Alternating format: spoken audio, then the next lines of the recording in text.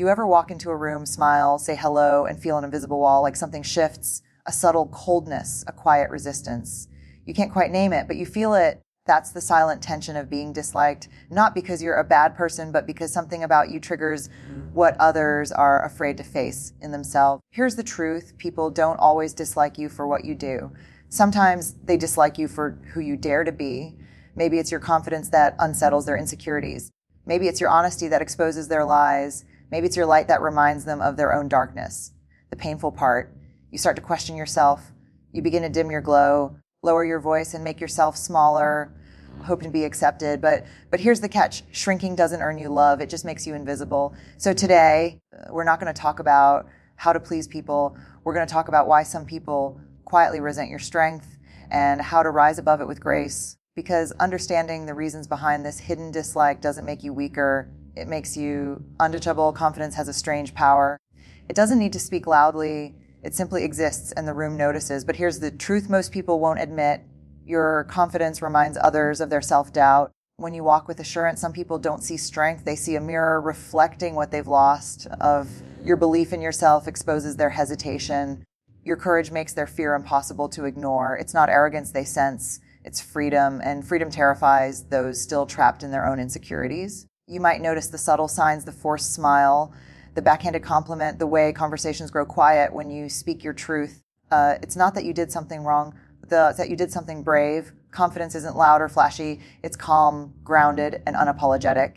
And when people haven't found that within themselves, your presence can feel like a challenge, but don't shrink for their comfort. You've earned that inner peace through struggle, through doubt, through rebuilding yourself. And if your light threatens someone else's shadow, remember, it's not your job to stand in the dark with them. Keep shining, keep walking tall, because real confidence doesn't demand attention. It inspires. Honesty is a rare kind of courage. It's not about being blunt. It's about being real in a world that thrives on pretending. And that's exactly why it makes people uncomfortable. When you speak the truth, you hold up a mirror, and not everyone wants to see their reflection. Your honesty can feel like confrontation to someone who survives on half-truths. It can feel like exposure to someone who wears masks to fit in.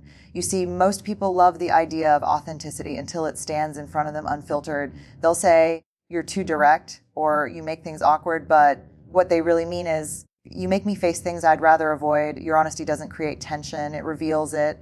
And sometimes that revelation is unbearable for those who've built their lives on pretending everything's fine. So yes, people might dislike you for speaking truth, but remember, silence may keep the peace, but it often costs your soul. You're not here to be agreeable. You're here to be authentic.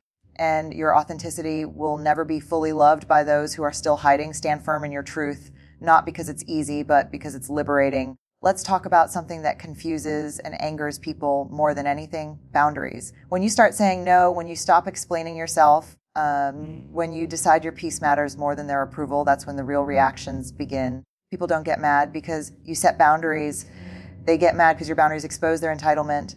Your refusal to be used, drained, or manipulated threatens the control they once had over you. You used to say yes to keep the peace. You used to overextend yourself just to be liked. But the moment you choose yourself, even once, you become the selfish one. Here's the truth: boundaries are not walls. They're bridges to self-respect. They don't push people away. They reveal who was only there for your compliance. When someone's reaction to your boundary is anger, guilt-tripping, or withdrawal, that's not love. That's manipulation dressed as concern. Your peace will offend those who thrive on chaos.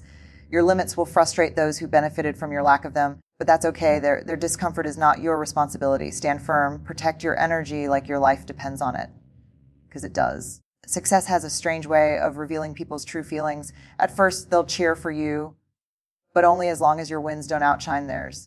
The moment your growth highlights their stagnation, their support turns into silence or subtle resentment.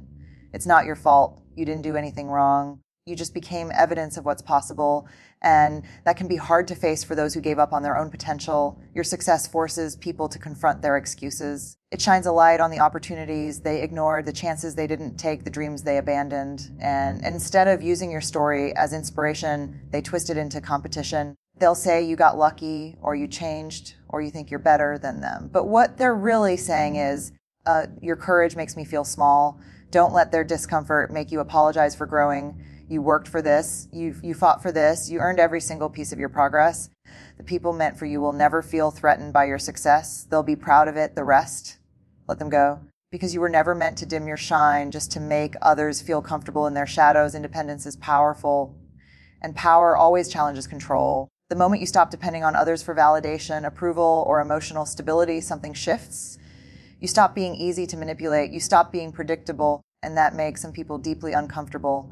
See, when you're independent, emotionally, mentally, financially, you can't be tripped into staying small. You can't be convinced that you need someone who only wants to use you. Your independence exposes how fragile their influence really was. Some people liked you better when you doubted yourself, when you needed their guidance, their opinion, their permission, because that gave them a sense of importance. But the moment you realized your worth, they began to lose their hold. And here's what's sad. Instead of celebrating your growth, they take it personally. They mistake your independence for arrogance, your self-reliance for distance, but what they're really feeling is irrelevance. Never apologize for evolving. You were never meant to stay dependent just to make someone else feel powerful. Keep building your life on your own terms, because true freedom isn't just about walking alone. It's about walking unapologetically free. Energy is silent, but it speaks louder than words. When you walk into a room with presence, when you radiate calm strength, people feel it before you even speak.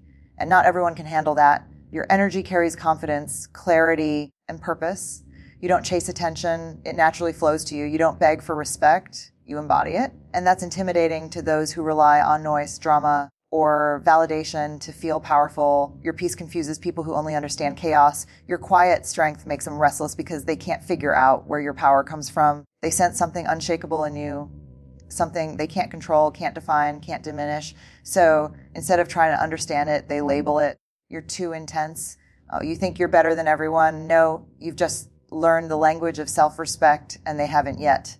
Here's the truth. Energy doesn't lie. When you start vibrating higher with honesty, intention, and authenticity, you'll naturally repel those who still operate from insecurity and fear. Don't lower your vibration to fit in with those who haven't done their healing. Protect your peace, because your energy doesn't intimidate. It awakens. Empathy is a quiet superpower. It sees beyond words, beyond masks, beyond performances. When you're deeply empathetic, you can feel what others try to hide. And that's exactly what unsettles them. People who live behind emotional walls don't know how to react when someone truly sees them. Your empathy disarms their defenses. Your understanding feels like exposure, like you can read the truth they've buried under layers of pride or pain. You don't need to confront them. Your compassion alone holds up a mirror. And for some, that reflection is unbearable because empathy doesn't just hear, it feels. And when you feel someone's real emotions, their lies can't survive the light of your presence. That's why empathetic souls often attract broken ones, because you're weak, but because your energy whispers safety. But here's the trap. If you're not careful, they'll confuse your kindness for compliance. They'll drain your energy, then resent you for making them feel seen. So guard that empathy. Don't let it become your exhaustion. Use it wisely, not to fix people, but to understand them without losing yourself. Your empathy isn't a weakness. It's your intuition turned into light, and not everyone is ready to stand in it. Growth is a beautiful, lonely thing, because the moment you start changing, you stop fitting into the spaces that once made you feel safe, and that's where resentment begins. People who once walked beside you may start to pull away, not because you hurt them, but because your evolution reminds them that they stopped moving. Your progress becomes their mirror, reflecting the effort they never gave. You'll notice it, the subtle distance, the dry tone, the quiet envy wrapped in polite smiles. They say you've changed, as if that's a bad thing. But what they really mean is you've outgrown the version of me you used to need. Growth is a shedding process. It peels away comfort, illusions, and attachments. And for those who still live in the past, your new self feels like abandonment. But here's the truth. You're not leaving them behind to be cruel. You're walking forward to honor who you become. And if they wanted to join you, they could have chosen to grow too. Don't apologize for outgrowing your environment. You were never meant to stay in the same place just to make others feel secure. Keep rising. The ones meant to stay will rise with you. Here's the truth. Being disliked is not a curse.